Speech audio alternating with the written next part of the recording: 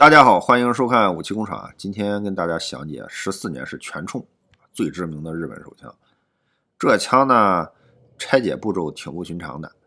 第一步啊，关闭保险，因为这保险开着拉不动枪机，也没办法检查膛内是不是还有子弹。拉开枪机，空舱挂机后啊，枪机后面有个凸起，这呢是机针簧导杆的尾部。这时候机针簧是松弛状态，便于拆解。压住导杆尾部，逆时针旋转，枪机拉柄就能把它拿下来。顺便呢，倒出机针簧和导杆。接下来呢，拔出弹匣。这个枪呢是个假空挂，空舱挂机啊，只是靠弹匣托弹板。拔出弹匣的时候，枪机在附近簧作用下会突然弹出，有时候能把机针给崩出来，这样也好嘛，方便换机针。这枪早期的机针啊，在寒冷的条件下容易折断。在昭和12年生产的机针啊，是已经改进过的，前面细长的部分有所缩短。它机针后段是空心的，机针簧放置在机针里面，跟大部分手枪机针簧包在机针外面是不一样的，有点像这个38大盖。分解的下一步啊，就非常有趣了，需要2只手的高度配合，同步完成3个动作。第一，要压枪管后退；第二，要压弹匣释放钮；第三，要下拉扳机护圈。在普通人没有第3只手的情况下呢，有个小窍门的，找一个硬质的平面下压枪管，这样呢就腾出1只手。这里难点呢是这个扳机护圈，日本人啊当时精密加工水平不行，不同手枪扳机护圈松紧不一样。这把枪还好能拉得动，我另一只王八盒子这扳机护圈卡得特别紧，分解要借助大锤，那手就更不够用了。保养拆解不便呢，这是王八盒子的一大缺点。难的这一步完成啊，这枪就拆得差不多了。扳机护圈啊是固定枪的上部和下部，这样枪管、枪机框和握把部分就分开了，还能取出枪机，闭锁卡铁也掉出来。平时擦枪做保养，拆到这里就可以了。为了进一步的看清结构呢，我们把两边的握把片也取出来，就是下面这个螺丝固定的。左握把片取下来，还能拿出这个弹匣释放按钮。按钮拿下来呢，这里面是一颗小小的弹簧。弹簧不大，作用很大。装满弹的弹匣呢，就是靠这个虫子大小的弹簧固定。它呢是向左顶住弹匣释放钮，弹匣释放钮啊卡住弹匣上的切槽。早期的王八盒子弹匣固定发力就全靠这个小弹簧。那时候啊，日本的弹簧技术比较落后，这么小的弹簧，金属疲劳的比较快，用久了以后卡不住弹匣，出了很多掉弹匣的事故。所以后来啊，在握把下前方又加了一个 S 型的片簧，弹匣的下前方啊也挖了个对应的凹槽，算是给弹匣固定加了第2套系统。纯属无奈之举啊！王八盒子发射的是南部早年为大型全冲开发的8毫米子弹，造型呢其实跟盒子炮发射这763口径的子弹相似，弹头呢也有个瓶颈，就是小一些，弹壳锥度大一些。8毫米南部弹威力当时在战斗手枪里不算大，枪口动能跟今天这个380 ACP 差不多，是比常见的9毫米 Luger 弹能量少了30%，但是呢还是比.32的 ACP 强不少的。枪牌撸子是肯定干不过它的，网上有很多嘲讽王八盒子威力小的段子，是吧？门板打不穿，手枪测试经常打木板测穿身，但用的那是软的松木板。家里大门用的都是硬木，像橡木啊、胡桃木什么的，厚一点的硬木板，连盒子炮也不一定能打穿哈。这不能说明什么问题，大家对手枪的威力啊要有切合实际的认识。王八盒子啊，外形类似 Luger P08，内核呢其实是这个 C96 盒子炮，用的呢是枪管短后座闭锁原理，也有块闭锁卡铁，这个锤子形状的卡铁。后段的上部呢卡在枪机下方这个凹槽，把枪机和枪机框锁在一起。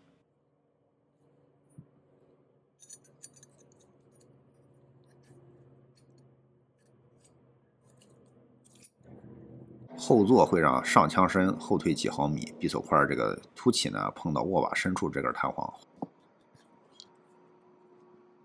回转一下，枪机就能和枪管分开了。闭锁手枪啊，很少靠弹簧解锁的，一般都是靠个斜面或者是转动面带动。零件之间是硬碰硬啊，柔性解锁这王八盒子是独此一家，怀疑对它的可靠性也有影响。说实话，这枪没必要搞成闭锁的结构，跟它威力差不多的380 ACP 啊，用它的手枪都是自由枪击原理的，结构简单而且紧凑。二战后期啊，日本民间也开发出了这个滨田2式的全冲，就是自由枪击的手枪，发射8毫米南部弹没有问题的。日本陆军技术本部啊，在开发14年式的时候啊，只是在早期南部大型全冲的扳机结构和附近簧布局上做了一些局部的调整，基本设计没有大改。其实如果保留闭锁方式的话，可以上更大威力的子弹。14年式开发过程中啊，日军测试过多款的欧美军用手枪，包括盒子炮，包括卢格 P08和美国的1911，大威力手枪弹并不陌生。而且日军之前它是没有制式的自动手枪的，南部大型全冲不管是甲型还是乙型都没有正式列装，不存在所谓制式口径的惯性。这时候呢，正是他们采用一款先进手枪弹的绝好时机。然而呢，他们还是采用了20多年前不温不火的南部8毫米弹，白白浪费了复杂的闭锁结构，这是王八盒子的原罪。王八盒子设计的一大特点呢，是它的扳机。这块呢，设计师吉田之准是费了心思的。扳机组件啊，分2个部分，大的部分是扳机，小的不规则形状呢是足铁。足铁上端连着扳机杆的前端，这个扳机杆呢是一个跷跷板。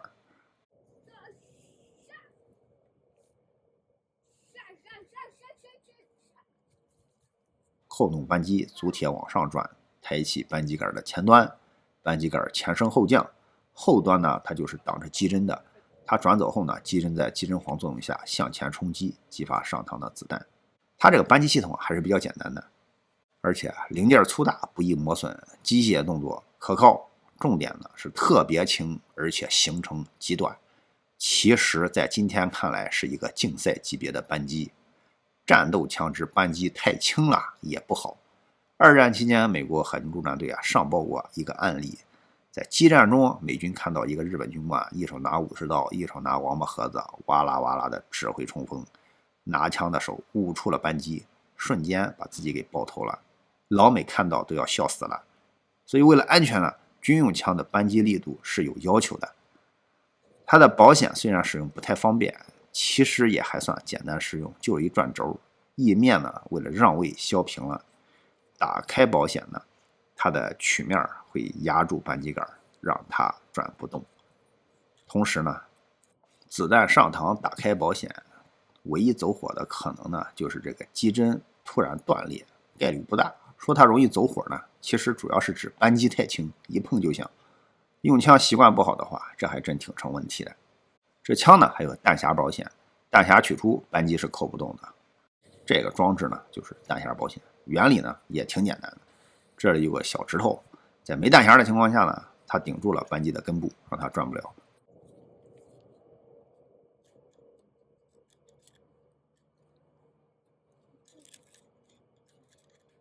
插入弹匣，小指头转向，扳机自由旋转。这个机构呢，最早的王八盒子上是没有的，估计日军也出了擦枪走火的事故，后来的型号啊，全部都标准配置，增加了枪的复杂性。枪的上半部是一体成型的枪管和枪机框。这款1925年定型的战斗手枪布局呢，还是基于20年前的这个南部大型全冲。这时候勃朗宁的滑套设计已经是自动手枪的主流。14年式啊，并没有与时俱进，还是沿袭了早期这种自动手枪枪管、枪机框一体加工的设计。不仅废料啊，工时也长，而且不紧凑，不利于手枪的小型化。所以在30年代以后，基本上就没有主流军用手枪采用这种设计了。这个呢是枪机左右双附近簧，就是在枪机的凹槽里。后面呢是枪机框，这里多出来2片挡住，也没有附近簧导杆。枪机圆滚滚，没有什么凹凸的造型，挺简单的。抛壳钩在枪机上方，抛壳艇在枪身下方，抛壳的方向应该是正上方过头。这枪的枪管状态还可以，没怎么打过就被缴获了。弹匣呢是钢皮镀镍式样的，跟 Luger 类似。它的前身南部大型全冲啊，应该就是借鉴过 Luger 的设计，虽然 Luger P08 发射的是9毫米弹，威力更大，但却更短小，而且它的供弹角度更高，所以 Luger 的弹匣是要窄不少的。8毫米南部弹这样看来其实不算小，它药筒有个缩口，而且锥度大些，装药量呢可能有点吃亏。另一方面呢，日本人装药习惯它不装满，浪费一些药筒的空间。我觉得这个南部弹其实是可以挖掘一些潜力的。他们那供应百式冲锋枪的8毫米弹就是加了发射药的。我们频道一开始上的是德国枪是吧？盒子炮、Luger、PP 一路拆下来，我们盒子结构上不算复杂。日本当时这机加工水平一般，设计成德国枪那样鸡零狗碎的一地，他们也造不出来。它的设计跟日本的制造水平是自洽的。美国现在是能买到新生产的南部弹的，我买了一盒去靶场体验一下14年事。去之前其实心理压力挺大的，因为网上这王八盒子实弹射击的视频是有点惊悚，有故障的，有走火的。这次去之前特地做了2项的准备工作第一就是彻底清洁了枪械的内部。这枪买来的时候里边有很多固化的黄油增加了这个部件滑动的阻力，肯定能导致机械故障。擦掉以后呢，进行了适当的润滑。第二呢，就是买了一套现代的弹簧组件，弹力呢比原厂的大。靶场出了问题，准备现场更换。靶子用的是 B29 标准靶，美国军警用手枪测试靶一开始是这个 B27 的标准靶，大小呢就是全尺寸，成人头部和躯干部分。使用距离呢是50码，就是45米，差不多就对应手枪的最大实用距离。问题呢就是很多的室内靶场还没有45米长所以就出现了 B29 这样的缩比靶，它的大小呢只有 B27 靶的1/3，使用距离呢也只有1/3，只有15米。手枪在这个距离上上了 B29 靶，就相当于45米能打到人身上。不管是多少环靶，反正是枪法是够用的。第一次去靶场打这个王八盒子不知道它会不会炸膛，心里没底，手抖得一匹。比较吃惊的是它还有点震手。本来潜意识里觉着大枪射小弹手感必须得柔和，实际震感呢跟这个马卡洛夫这 CD82 一类的这紧凑型手枪类似，比 Luger P08 和 Walther 的 P38 的可感后座还大些呢。我的第一批5发子弹没有出现任何的机械问题。二战时的手枪呢，主流射击方式都是单手持枪，所以这次实弹射击呢，设计是双射手，一人2组，一组5发，第一组单手打，第二组双手打。第一组单手打的结果呢是比较重要的，打完5发用望远镜看一看，有3发呢它是绕着靶子的头部瞄了个边儿，上指不上靶，剩下的2发7环是打在了这个靶子的右肩。第二个射手是国内来探亲的老人没接触过枪，是个妥妥的枪械老白。面对这么古早的军用手枪有些困惑。有些故障是他操作不当造成的，比如说上膛时枪机拉不到底，或者拉到底后没有马上释放，导致了一些上膛的故障。新人打枪虽然有些故障，准头反而不错。前5发除了第1发打在这个头部的右侧，其他都上了靶。有3发呢还是9环，没想到这枪对新手是这么的友好。第一组完成没有中断呢，直接开始第二组，后悔没有停下来拍个照，记录一下单手的结果。双手持枪呢就是稳没有震手的感觉了。望远镜里一看，有好几发是9环的。跟很多新手一样，这老人双手握枪的时候也是有一根无处安放的拇指。好在这枪没有击锤枪机的运动轴线也高，没有出现打破手的悲剧。他的双手呢，反而不如单手打得好，虽然都上了靶，弹着点感觉总体偏低。作为一个对比实验呢，这次还拿来了一个 Luger P08 和 Walther P38，这就是我以前视频里详解过的那2把枪。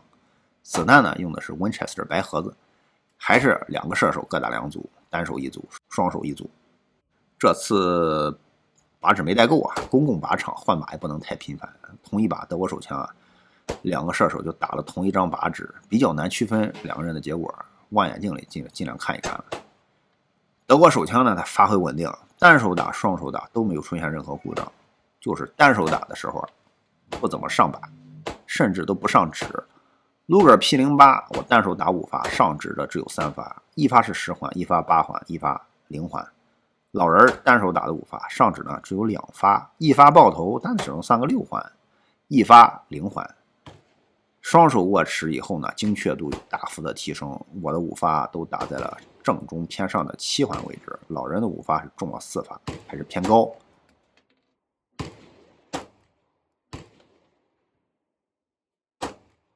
从这个操作的角度上来讲呢 ，P38是最丝滑的，也符合现代手枪的操作习惯。单手射击5发我能中4发，一个巴掌大的散步，瞄的呢是红心位置，结果弹着点全部都在那个靶子的左下方，都只有3个6环。要是瞄的是右肩呢，估计能打不少的9环，就出现了铁瞄校准的问题，分数和王八盒子比肯定吃亏了。这个弹着点偏离这也不奇怪，因为我这把 P38 和那战后的 P1啊，用美国现在普通9毫米撸根弹的全都是这样。可能是2战时候德国通用的9毫米撸根弹是大装药的，因为要和这个冲锋枪通用。而现在美国产的民用9毫米弹是普遍较弱的，应该是子弹规格不同导致了铁瞄的偏差。老人对这款比较现代的手枪其实也不感冒，他单手打5发，上指只有3发，全部靠右，而且这个纵向散步还挺大的。换双手后呢，散步收缩，但呢变得跟我一样是偏左，这环数也不高。这3支造型类似的2战手枪啊，单手射击模式这王八盒子是遥遥领先，2个射手上指率都是100%。Ruger P08 上指率只有40%到60%，P38 好一些，到了60%到80%。要不是弹药适配的问题啊，我觉得这个 P38 数据应该会更好看一些。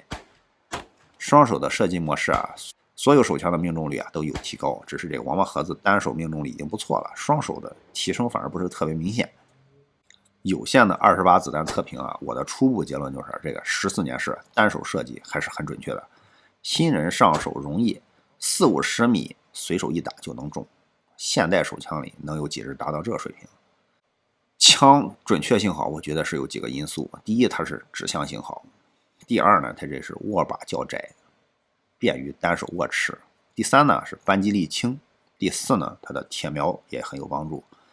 Ruger P08 准星做太粗了，罩门开口又做的太小，瞄准呢要眯着眼看半天。P38 的铁瞄要好一些，方形的准星和 U 型的罩门开口，但我觉得总体也不如这14年式。它呢是尖锐的三角形准星和一个梯形的罩门，中间空隙还挺大的，瞄准容易，也利于精确射击。我们这次试射王八盒子啊，没有出现别人视频里经常性的机械故障，我想应该有3个原因。第一呢，我们做了彻底的清洁和润滑；第二呢，是这枪状态良好，机针没断，原装的弹簧力道也够，备用弹簧根本就没用上；第三呢，是用了靠谱的弹药。以前14年式故障的视频啊，经常可以看到抛壳无力，空弹壳飞的也就比人高一点，子弹装药量明显不够，没有足够的反冲能量完成机械动作，这才是导致抛壳空弹故障的根本原因。Stanels 的南部弹还是不错的，算是给这王八盒子证明了，毕竟日本人用了20年，这不可能像营销号说的这么离谱。作为2战时期的战斗手枪啊，14年式的优点呢是加工简单，射击精确，上手容易；缺点呢是子弹威力啊没有匹配复杂的闭锁结构，浪费了设计，而且拆解困难，勤务性差，弹簧机针制造工艺欠缺，影响了可靠性。总体性能啊，我觉得算是个中等吧，和2战手枪的标杆Walther P38、勃朗宁大威力相比啊，那确实是差点意思，但总不至于排到一堆转轮手枪的后面。日军呢，他也想改进来着。山治商会在北平开的军械厂生产过一种叫北支19式的手枪，供应华北的伪军啊，就是改良版的王八盒子，勤务性上比原版要好很多。2战结束不久啊，美国有一个年轻的枪械设计师叫 Bill Ruger， 以王八盒子为原型，推出了他手枪的处女作 Ruger Standard， 打的是美国民间最流行的.22L2 的练习弹，投放市场后一下成了爆款，奠定了当今美国第2大枪器的基础。后来呢，这个 Ruger Standard 不断改进，现在已经到了 Mark IV， 最早的型号现在叫 Mark I。Mark I 呢，除了没有弹簧质量问题，采用了自由枪击原理以外呢，算是完美复刻了王八盒子其他所有的优缺点。它也上手容易，也是大枪配小弹，拆装也很复杂，尤其是装回去的时候，真是让人泪流满面。特点类似的2支枪呢，评价却截然不同，说明这应用场景还是蛮重要的。